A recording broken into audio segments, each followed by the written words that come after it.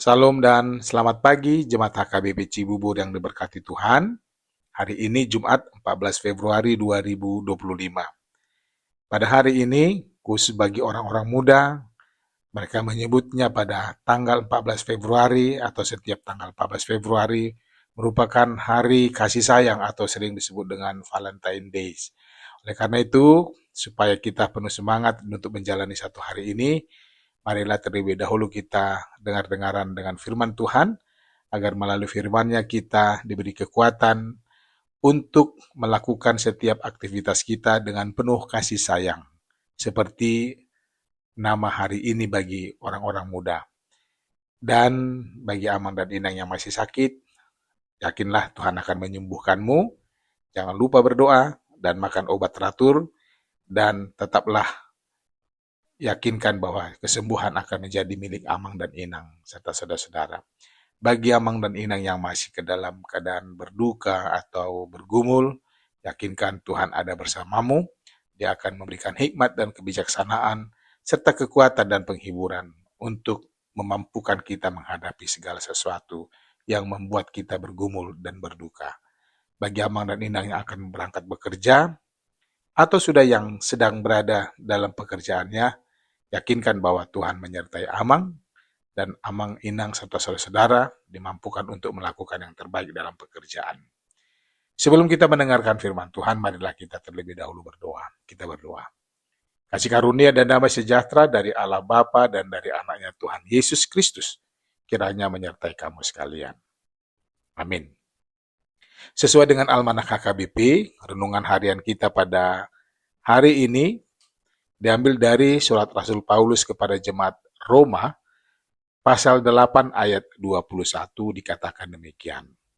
Tetapi dalam pengharapan, karena makhluk itu sendiri juga akan dimerdekakan dari perbudakan kebinasaan dan masuk ke dalam kemerdekaan kemuliaan anak-anak Allah. Demikian firman Tuhan. Pengharapan kepadanya membuatmu nyaman. Bapak, Ibu, dan saudara-saudara yang diberkati Tuhan Yesus, Rasul Paulus pernah mengatakan, demikianlah tinggal ketiga hal ini, yaitu iman, pengharapan, dan kasih. 1 Korintus 13 ayat 13. Itu artinya, menurut Paulus, iman, pengharapan, dan kasih adalah tiga prinsip dasar penting dalam ajaran agama dan kehidupan kerohanian sebagai umat Tuhan Kristen. Iman adalah keyakinan yang mendalam akan keberadaan dan kuasa Tuhan. Firman-Nya mengajarkan kita bahwa iman adalah kunci untuk menyenangkan hatinya. Ibrani 11 ayat 6. Ketika kita mempercayai Tuhan dengan sepenuh hati, kita memperoleh kekuatan untuk menghadapi tantangan hidup dan memperoleh pengharapan yang sejati dalamnya. Pengharapan adalah keyakinan akan masa depan yang lebih baik. Firman-Nya memberikan janji-janji pengharapan yang luar biasa bagi umat-Nya. Tuhan berjanji untuk memberkati dan melindungi umat-Nya, serta memberikan rencana dan harapan yang baik bagi mereka. Yeremia 29 ayat 11. Pengharapan memberi kekuatan dan keberanian kepada kita untuk menghadapi rintangan dan hambatan dalam menjalani kehidupan.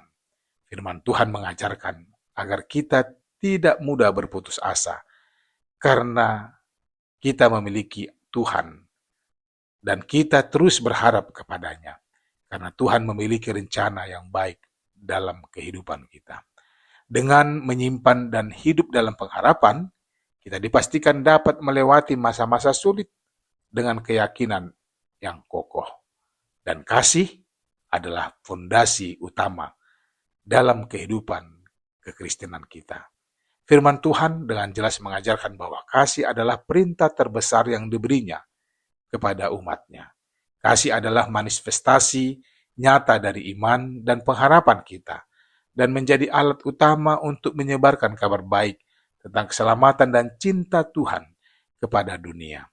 Ketiga hal ini tidak boleh dipisahkan satu dengan yang lain, jika dia benar-benar Kristen sejati.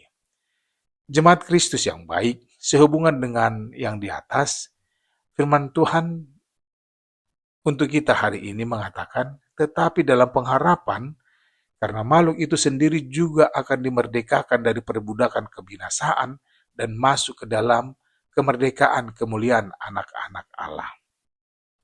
Paulus mengimani bahwa makna dari pengharapan dalam diri orang yang percaya bukanlah sekedar agar setiap orang percaya itu boleh atau mampu menghadapi masalah.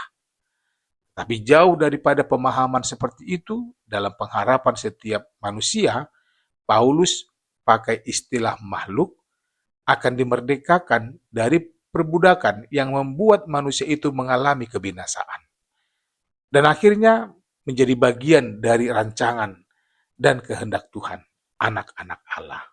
Dengan demikian, setiap orang yang hidup dalam pengharapan yang dari Tuhan, melalui Tuhan Yesus Kristus akan beroleh hikmat dan kekuatan untuk terlepas dari perbudakan apapun di dunia ini. Artinya, kita yang adalah anak-anak Tuhan, manusia Allah, akan menjadi kuat dan mampu untuk hidup dalam kemuliaan Tuhan. Ada kenyamanan dan ketentraman dalam diri orang yang hidup dalam pengharapan kepadanya.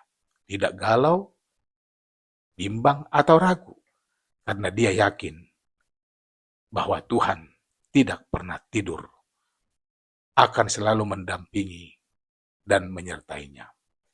Anak Tuhan akan hidup dalam rancangan dan kehendak Tuhan.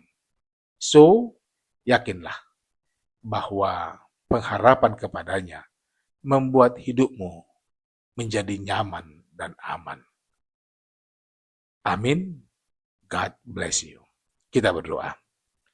Ya Tuhan, ampunilah aku jika aku terkadang melupakan-Mu saat menghadapi kuatnya ombak dunia yang datang silih berganti.